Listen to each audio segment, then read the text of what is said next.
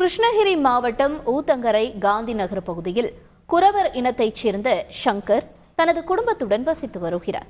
இந்த நிலையில் வீட்டிற்கு பின்னால் மாற்று சமூகத்தைச் சேர்ந்த குணசேகரன் என்பவர் புதிதாக கடை கட்டியதாக கூறப்படுகிறது.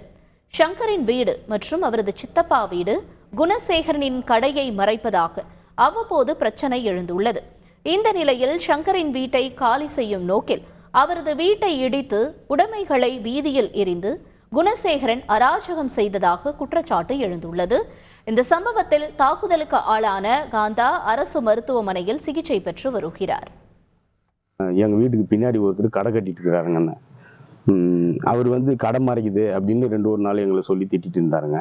இவர் ஆளுங்களை திடீர்னு ஒரு 30-40 பேரை கூட்டிட்டு வந்து குணசேகரன்றவர் இவங்க மேலே ஏரியெல்லாம் பிரித்து ஒடிச்சாங்க.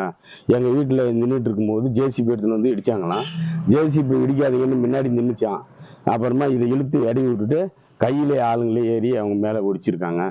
என் வீட்டை இடித்து யானை பானத்தெல்லாம் வெளியே வாரி போட்டுட்டு நாங்கள் 4 தலைகட்டாக இருக்கிறோம் வீட்டில்.